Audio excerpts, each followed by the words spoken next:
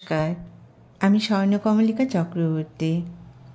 আমার লেখা যে গল্পটা এখন পড়ব সেটার নাম হচ্ছে লাইসেন্স। জানালা দিয়ে তাকালে পুরো গাছটাকে দেখা যায়।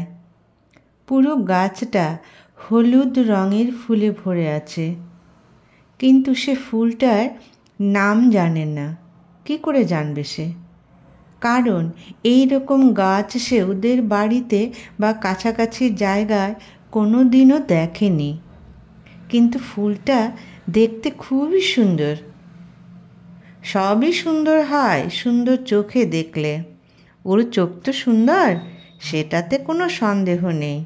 মনও সুন্দর, কিন্তু এখন যে মনটা ভীষণ ভারাক্রান্ত।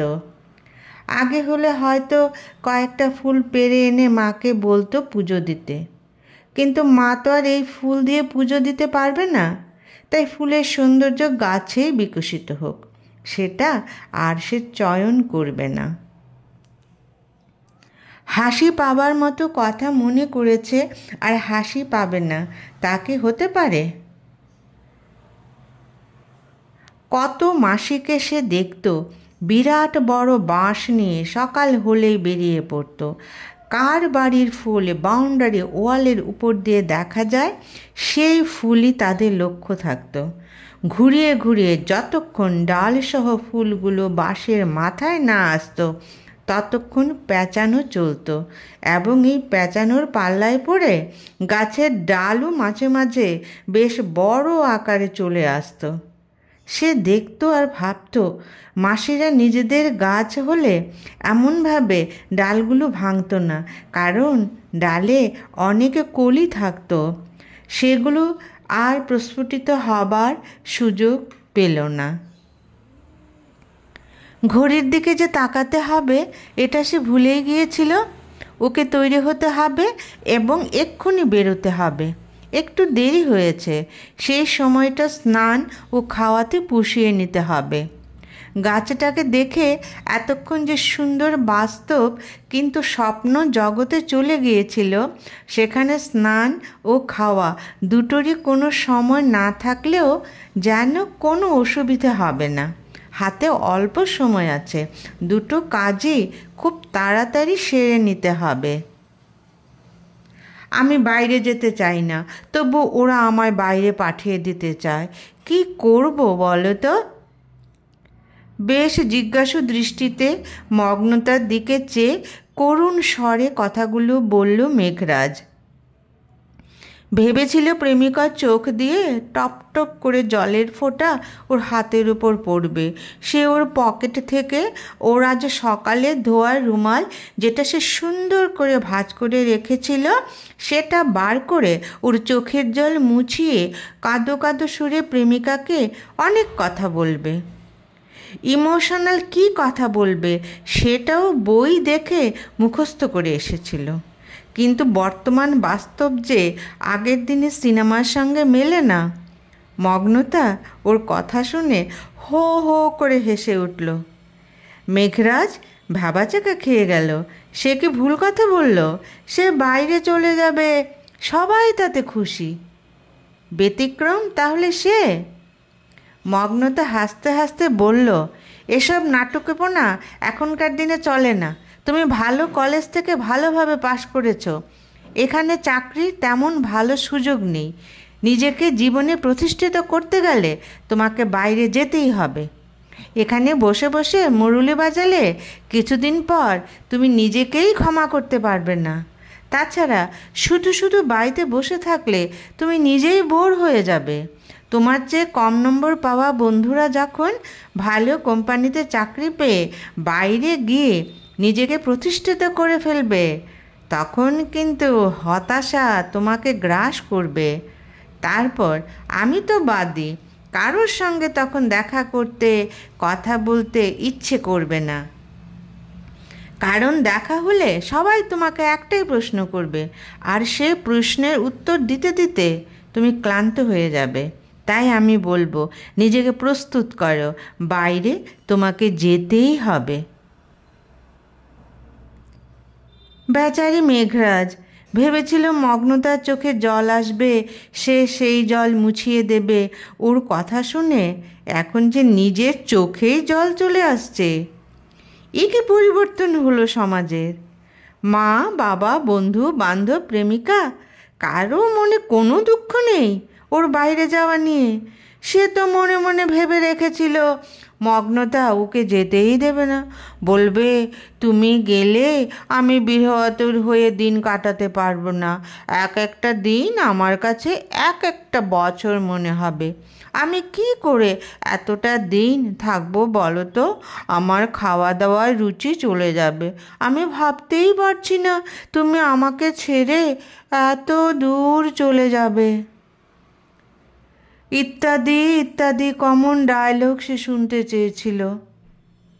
সত্যি পৃথিবীটা বদলে গেছে, সেই মনে মনে নিজেকে এখনো আগের মতোই ভাবে। মগ্নতা ওর দিকে চেয়ে বলল, কি গো, আমার কথাগুলো ভালো লাগেনি? আরে কষ্ট হবে বলে কি ঘরে বসে থাকলে চলবে? নিজের কেরিয়ারের কথা চিন্তা করবে না?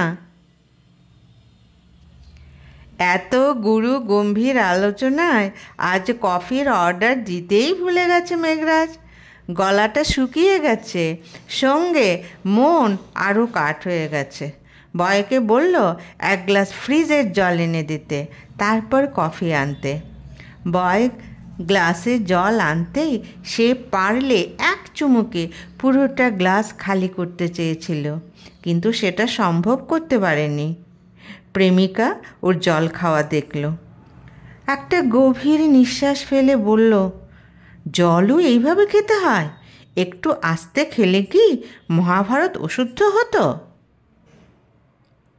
মেঘরাজ প্রেমিকার দিকে তাকিয়ে রইল। সে কি ওর আগে সেই প্রিয়তমা প্রেমিকা?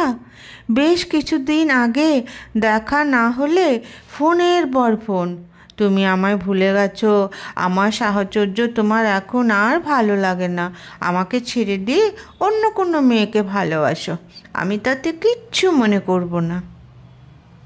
সেই মগ্নতা এখন জল খাওয়াতেও দোষ ধরছে। বাইরে যে চলে যাবে প্রেমিক, কি খুশি! কি জানি অন্য কোনো প্রেমে পড়েছে কি না, না হলে চলে যাবার খবর শুনে এত খুশি। ঠিক আছে, আর বেশি দিন নেই যাবার আগে শুধু একদিন দেখা করবে, তাও যদি সে চায়, না হলে আজই শেষ দেখা।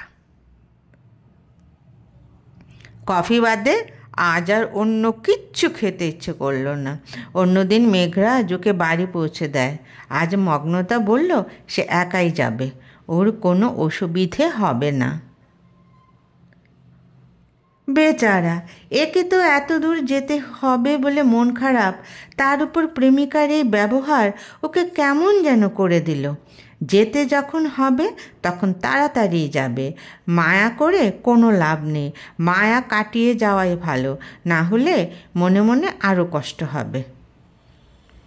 যাবার আগে বিভিন্ন কাগজপত্র তৈরি করা, সব আত্মীয় বাড়ি নেমন্তন্ন খাওয়া, সত্যিই আর দেখা করার মতো সময় বার করতে পারল না মেঘরাজ। ওই দিনের ব্যবহারে মনে মনে হয়তো একটু অভিমান হয়েছিল, তাই সময় ইচ্ছে করেও যেন বের হলো না। যদি দেখা হওয়ার সুতীব্র আকাঙ্ক্ষা থাকতো তবে যে কোনো কাজের থেকে সময় কমিয়ে সে সুযোগ তৈরি করা যেত। কিন্তু মগ্নতা শুধু একবার ফোন করে বলেছিল, যাবার আগে কি আর দেখা হবে না? সে বেশ খিটখিটিয়ে জবাব দিয়েছিল, কাজ করতে করতে খাবার অবধি সময় পাচ্ছে না, দেখা তো দূর অস্ত। মগ্নদা বলেছিল সব কাগজপত্র ঠিকঠাক করে নিয়ে যেতে, না হলে নতুন জায়গায় গিয়ে অসুবিধের মধ্যে পড়তে হবে। মেঘরাজ বলেছিল জ্ঞান দিতে হবে না, সে জানে সব কাগজপত্র কি করে ঠিকভাবে বার করতে হয় এবং নিয়ে যেতে হয়। মগ্নতা শেষ দেখা করে ঘরে এসে ফুপিয়ে ফুপিয়ে কেঁদেছিল। প্রেমিক বাইরে চাকরি করতে চলে যাচ্ছে, নতুন চাকরি, বছরে 2বারের বেশি আসতে পারবে না। এমতো অবস্থায় সে যদি দুর্বলতা দেখায় তবে তো ওর মন আরও ভেঙে যাবে। হয়তো বলবে আমি যাব না, সবাইকে ছেড়ে, বিশেষত প্রেমিকাকে ছেড়ে আমি থাকতে পারবো না। হয়তো এখানে আমি ভালো চাকরি পাবো না, তবুও তো বাড়িতে তো থাকতে পারবো। তাই মগ্নতা সেদিন ওর কাছে শক্ত ছিল, কিন্তু ঘরে এসে তো আর নিজেকে ধরে রাখতে পারল না। কিন্তু চাকরি আজকাল মহার্ঘ বস্তু। ঘরে বসে থাকলে হয়তো সারা জীবন এই চাকরি অধরাই রয়ে যাবে। তাই প্রেমিককে ওর গন্তব্যস্থলে যেতেই দিতে হবে। ওর পড়াটা এখনও শেষ হয়নি, শেষ হলে পর বিয়ে হলে তো সেও তখন ওর সাথে থাকতে পারবে। কাজেই ভালো কিছু পেতে গেলে জীবনে কষ্ট করতেই হবে। যাবার আগে আর দেখা করল না সে।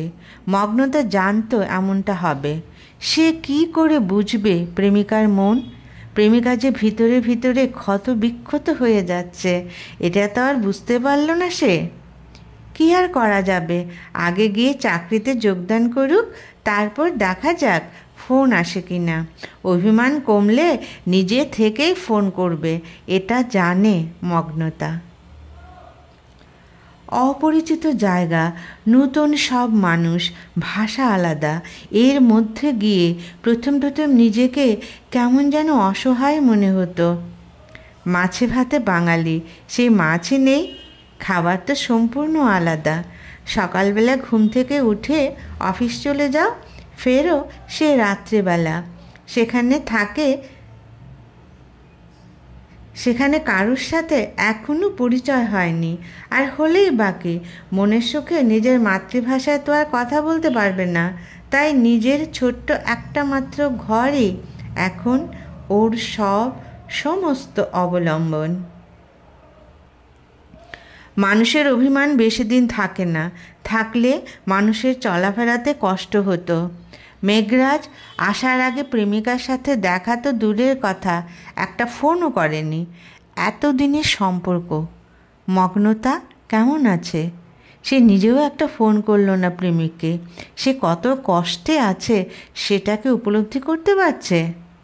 বোধহয় পারছে না, না হলে কীভাবে এতদিন ফোন না করে থাকলো?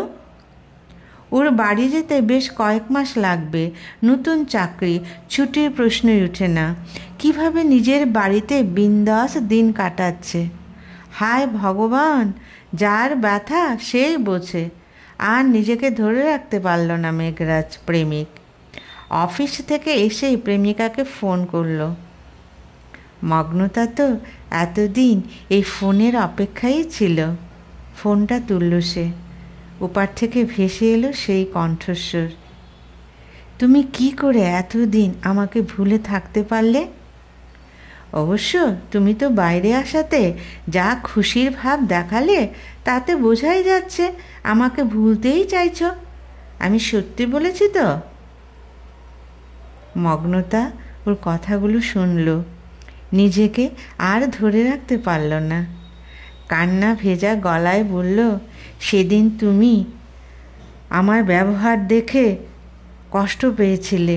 যদি আমি তোমার কথায় আহা উহু করতাম, তবে তো তোমার মন আরও দুর্বল হয়ে পড়ত। বাড়ি থেকে এত দূরে চাকরি করা কি সোজা ব্যাপার? তাই তো শক্ত হয়ে তোমার কাছে ছিলাম। তুমি বুঝতে পারোনি, ভালোই হয়েছে, কারণ নিজেও শক্ত হয়ে আসতে পেরেছ। মেঘরাজ অবাক প্রেমিকার কথা শুনে। সে শুধু শুধু ওকে এতদিন ভুল বুঝেছিল। মুখে বলল, তুমি তো দারুণ সাইকোলজিস্ট। সেদিন তোমার এমন ব্যবহারে আমি মনে মনে কষ্ট পেলেও শক্ত হয়ে গিয়েছিলাম, না হলে হয়তো দুর্বল মন নিয়ে আমাকে আসতে হতো। এখানে জানালা দিয়ে খুব সুন্দর হলুদ রঙের ফুলের একটা গাছ দেখা যায়। আমি রোজ সকালবেলা গাছটার দিকে তাকিয়ে থাকি। এই ফুল আমাদের এখানে নেই। ফুলগুলো দেখলে আমার মায়ের পুজোর কথা মনে পড়ে যায়। মগ্নতা হেসে বলল, ভালোই তো, এক একটা জিনিসই দেখবে আর বাড়ির কথা মনে করবে, এভাবেই সময় কেটে যাবে, চিন্তা করো না। মেঘরাজ বলল, তুমি আসতে চাও না এখানে?